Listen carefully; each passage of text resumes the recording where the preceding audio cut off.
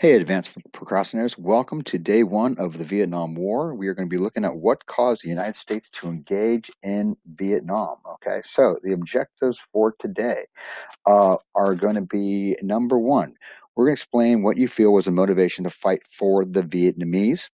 Number two, we're going to explain why the U.S. felt it had to get involved in Vietnam. Keep in mind, this is a map of Vietnam right here, guys, and compared to the United States here, Vietnam is about as far around the world as you can get. Why did America feel the need had to go over to Vietnam? And lastly, do you feel the U.S. should have gotten involved in trying to prevent the spread of communism in Vietnam? So, first thing about the Vietnam, a couple of things you need to keep in mind about this war, which makes it different than any other war in American history. Number one is this is the first war that was televised. It was on television every night. At this time, there was only like about five t- TV stations, right? So it wasn't like you could just put on anything you wanted to watch at any time, right? The news was on at 6:30, and every single night on 6:30 there was images of what was happening in Vietnam. So when you see any of these primary video sources of Vietnam, these are all reporters who were embedded with the troops showing footage of what real war was like. And it made Americans start to question what the proper thing to do was when they saw what war really looked like.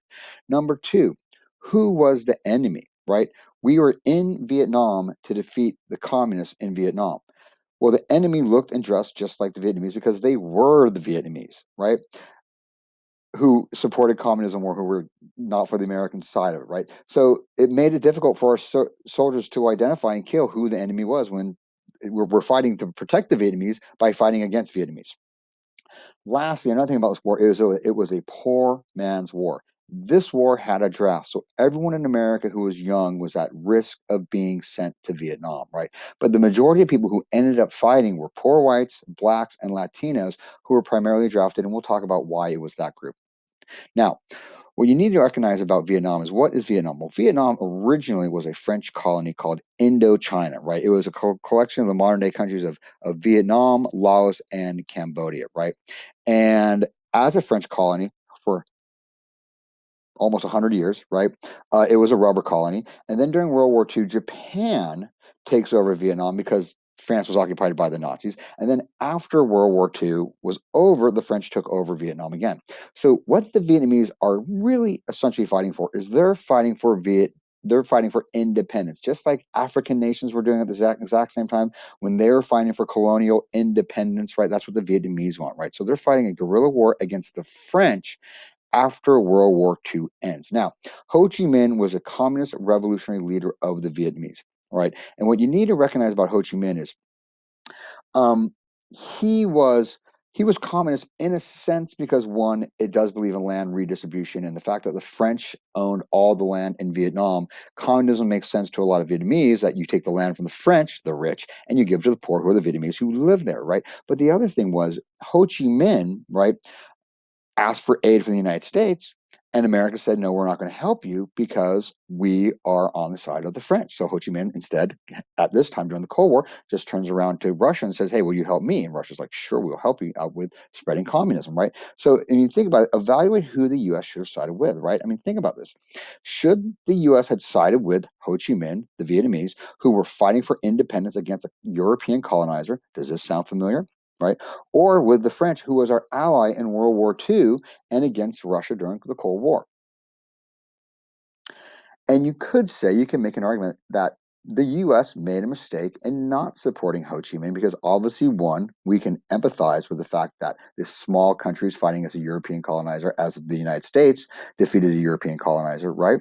But the other thing was in World War II, we did have the Atlantic Charter, and the idea in World War II, the United States was fighting to not take any new territories. Now, granted, Vietnam was a French territory before the war, but it was taken over by the Japanese. And after the war, a lot of areas in Europe, right, were liberated, and Vietnam was not liberated, right?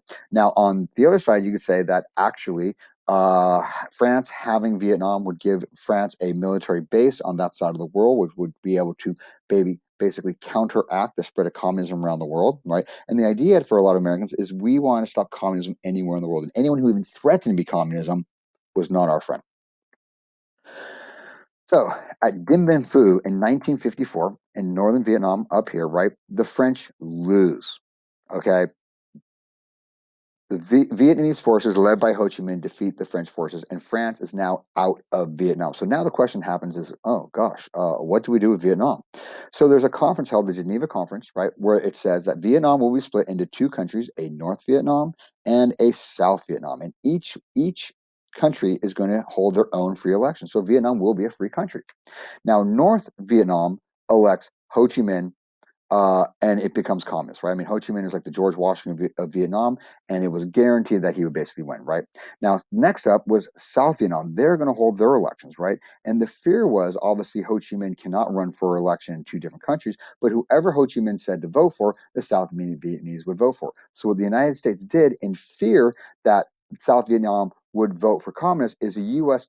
canceled the elections in South Vietnam, right? Afraid that the communists would lead, and they appoint this person here, No Dim Din, right? Who is basically, to a lot of Vietnamese, he looked like an extension or a puppet of the French. He was Catholic, not Buddhist, like many Vietnamese are, and Catholicism was a religion brought in by the French. Notice how he's dressed as well too, right? He had a lot of French influences, right?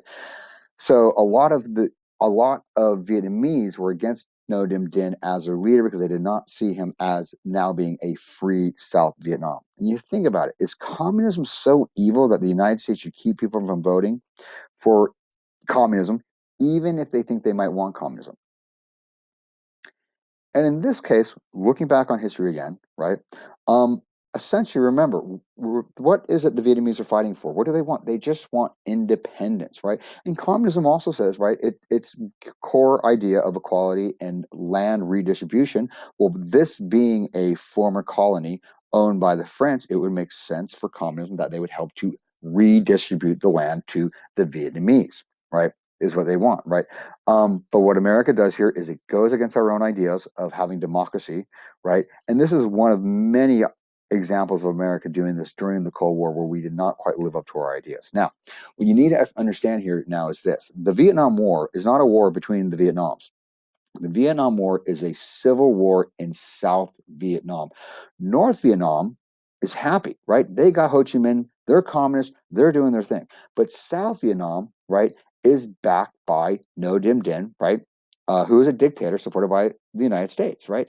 And those who supported Ho Chi Minh in South Vietnam in communism are called the Viet Cong. All right. So the Viet Cong are South Vietnamese guerrillas, right? And they begin fighting this civil war against South Vietnamese troops who are supported by No Dim Din, who is essentially a dictator, right? Now, the U.S. originally sends troops to help train the South Vietnamese army to fight against the Viet Cong. So in 1960, there's 5,000 American troops, right?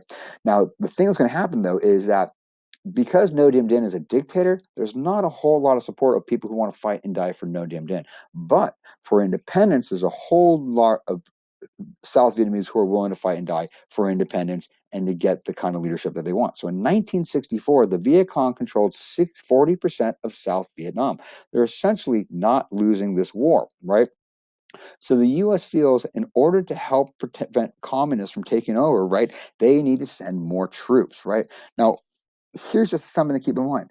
Why is it so important to keep Vietnam from becoming communist? Why should the U.S. care about Vietnam? This is a country that is literally 12,000 miles away, could not be any further than the United States, right? If it becomes communist, they're not going to be on our back door like if it were Mexico that were taken over, right? Why does America care? And the answer to this was we called it the domino theory, right? It's a belief that if one country falls to communism, every country around it will fall to communism. And in the 1960s, a hotbed of communism of the spread seemed to be Asia. China has already become communist. So had North Korea, right? And the fear was in Southeast Asia, if Vietnam became communist, well, then so would Cambodia, and so would Thailand, and maybe even Bangladesh and India. And then that whole corner of the planet from Russia, China, and all of Asia, right, would be one large communist continent. So, how does America get involved in this war? Right? Well, in order for us to get involved in war, something has to happen when we turn around and say, you have to die. World War II, Pearl Harbor's attack, you have to die. Spanish American War, the USS Maine is blown up, you have to die. Well, in this case, it's an incident that's very much like the USS Maine. It's called the Gulf of Tonkin incident, right? Two ships that were in international waters, okay, in the Gulf of Tonkin, right, claimed to have been attacked by North Vietnamese boats in international waters, right? Now, when these two ships that look exactly like this, like one was a USS Maddox, right? President Johnson said that that this was an attack on America, and asked Congress to give him the authority to take all necessary measures to fight against the communists in Vietnam. Now, the problem was there was very little true proof that the attack took place on one of them or was carried out by the North Vietnamese Navy. Okay, a lot of people say the attack on the USS Maddox was actually like a small gunboat with machine guns firing at this big ship, right? And it was basically like, oh my God, you scratched my ship, you have to die. Okay, so what is passed in Congress is something called the Gulf of Tonkin Resolution. This gives the president full power to wage a war in Vietnam. And think about this, right, guys? This war that's going to divide America at this moment in 1964, analyze if you feel the vote to increase the conflict in Vietnam, right? Small country, 12,000 miles away, that very few Americans find on the map, had very strong support for Americans. Like, yes, we have to go get them. Or, no, we have no business being in Vietnam. And the answer is there was overwhelming support in Congress to go to war. It passed the House 414-0, and in the Senate 88-2. Very few people in 1964 thought going into Vietnam was a bad idea. And keep this in mind, the Gulf of Tonkin resolution is just a resolution that authorizes the president to fight in Vietnam. There was no formal declaration of war. We did not go to war against Vietnam. We were fighting in Vietnam to try to stop the spread of communism. All right. And that's it, guys. Have a good day and talk to you guys soon.